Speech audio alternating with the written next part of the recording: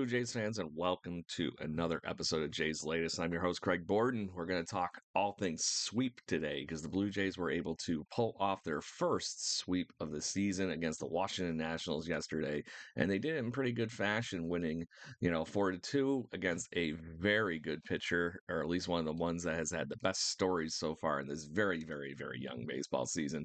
Mackenzie Gore was on the mound for the Washington Nationals, had 13 strikeouts in his first outing of the season. So very crazy that all of a sudden, usually you don't even get that many pitches on opening day, let alone being able to put something together like he did. So the Blue Jays get to take on Gore, and they got to him pretty good, actually, right off the bat. In the first inning, Andres Jimenez, yes, once again, Andres Jimenez, our cleanup hitter, was able to get to Gore in the first inning, drives in a single with a run, obviously, on that single. But to that point, he continues to do great things for the Toronto Blue Jays as he pulls that one off. And eventually, finally getting to the fourth inning, we have just more great things going on, obviously, like I mentioned. You get the first home run.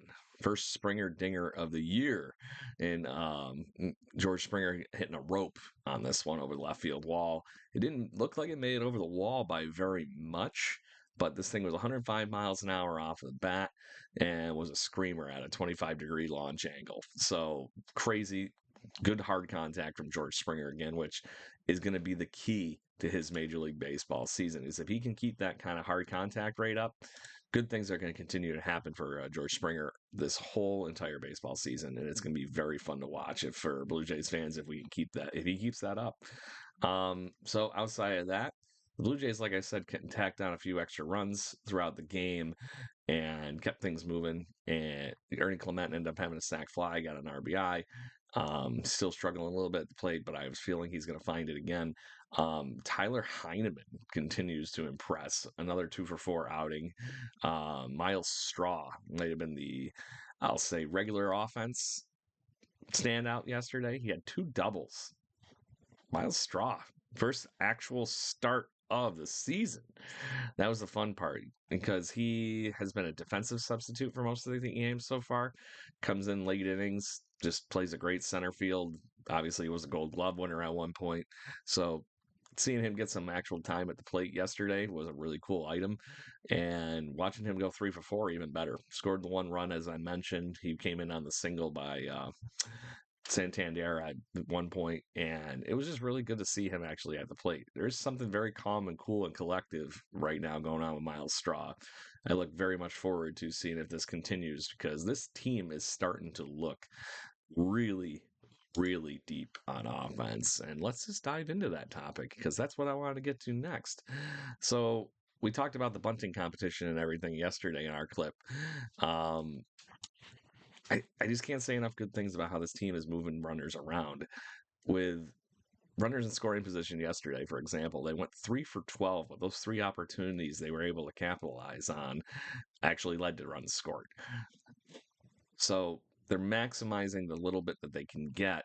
I know it doesn't look like it when you look at 3-for-12 with runners in scoring position, but they're getting the opportunities. So if you get the opportunities, you're gonna at least get something in the ballpark of a third of those translating most of the time. That's the story of baseball in a nutshell, right? Hall of Famers and everything like that. Their best batting average is, what, just over 300. So your best baseball players in history actually only ever succeed at the plate a third of the time. So baseball's a game of failure, just saying to people.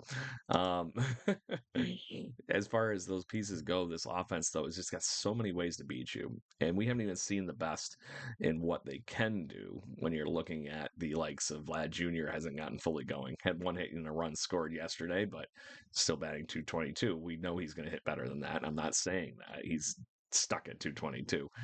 Anthony Santander has not heated up as well. So your 2 and 3 guy in this lineup haven't figured out that next piece to it. Bo Bichette finally was stranded yesterday going over 5, but he's been on fire. Andres Jimenez, is he going to continue to do this all season? But George Springer, same thing. And then you get the likes of the cocktail that is the bottom of our lineup with Clement, Schneider, Lucas, Straw, Heineman, Kirk, all these people. there's a lot of good things going on this offense, and this lineup is a lot deeper than I think most Major League Baseball people realize. So it's going to be interesting to see if the Blue Jays are the team that continues to sneak up and bite people this whole season, because right now we are in first place. Yes, I know that sounds really funny saying that after a whole 5-2 record, but we are technically in first place right now, and we just swept the Washington Nationals. So keep that in mind, party people, because it's a nice one to have in our corner pocket right now. But I got to give credit where credit is due. Yesterday, we had a young man on the mound, Easton Lucas. And wow, did he have a heck of a day. And it's actually his second major league win. He hasn't had very much success. He's got a very inflated ERA. The Blue Jays saw something in him, brought him in, and he gets a win. And in 5 innings, he only gave up a one hit. It was very, very impressive. 3 strikeouts and a couple of walks, but that he needs to just be a spot filler right now. And if he turns into something more than that, great. I'm not saying he will, but he had some good spin on his ball pitches yesterday, and did a really good job for the Blue Jays in a time where they needed somebody to step up into that Max Scherzer spot for this week. And he did a good thing because it kept everything moving. The bullpen didn't have to pitch extra innings yesterday. It kept the line moving, which always helps, obviously. I look forward to the next opportunity that we're going to get from Easton Lucas, because it could be a fun one. You never know what's going to happen always, but it's how the ball rolls. So let's talk off day, because that's where the Blue Jays currently are in their schedule already. It's going to be fun. We got nothing to do today. What are we going to talk about? So today's episode, well, so the one that you guys will all see tomorrow morning, I'm going to try and pick a baseball player from the Toronto Blue Jays that we're going to talk about one way or the other, a deep dive, a player that maybe you all don't know, or depending on how old you are and what your fandom is. We're just going to have some fun talking about Blue Jays players in general on off days. So I'm not going to tell you who yet. I'm going to tease you, but we'll find out tomorrow when the episode releases who you're going to be, finding out about as we prep up for things. But Friday, Blue Jays are headed to Queens, going to play the New York Mets, who are off to a 3-3 start. They're going to face Tyler Megill, who had a very good start his first outing of the season. He's got a 1.8 ERA so far, 6 Ks, and obviously picked up the win, as I mentioned, in that first outing. Who he's going to face, though, for the Toronto Blue Jays, he's going to get to see Kevin Gausman. And Goss looked pretty good during his first start of the season. Finally has that splitter really dipping again. So it's going to be great to see what he does the rest of the season and continue to hopefully be the ace that the Blue Jays are, hoping he can be.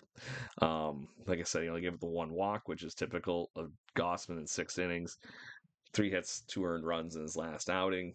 He will be looking to pick up his second win of the very young baseball season. And this team also, we talked about the pitching there in previous episodes. The pitching is critical to maintain for the Toronto Blue Jays, and that's why this start from Easton Lucas yesterday was so great, because it just keeps everything moving. The bullpen is great and keeps everything in line to keep passing the buck to the next person in that starting rotation, because it's a heck of a starting rotation. And we saw Brandon Little come into the game yesterday, gave up the only other run in the ball game. I take that back. I forgot Hoffman gave up one at the end of the game. But Chad Green, Jimmy Garcia, and Hoffman to close things out. So Hoffman picks up his 3rd save of the year, even though he gave up 1 hit. So this is what it is. Three saves are a wonderful thing. But that's probably going to be the typical deployment for the Blue Jays at the end of the game. Green, Garcia, Hoffman. So get excited, Blue Jays fans. There's some fun things going on here. And like I mentioned, I'm trying my best to not get my hopes up, but there are plenty of good things for the Toronto Blue Jays going on right now that we all should be paying attention to. Tune in, catch you here at Jay's Latest, and we will make sure we obviously have a daily news for you, and we can chit chat on anything you might want. Like, if you didn't see my other podcast yesterday, we had our friends from Jay Birdie Company, Canada's baseball brand, on the show to talk all things Toronto Blue Jays baseball with us on the Jay Bird Watching podcast. And obviously, we gushed about this team it's been over the last week. So check that out on Jay Bird Watching podcast as much as you'll get your daily right here on Jay's Latest. We will have a great time. And as always, let's go Blue Jays.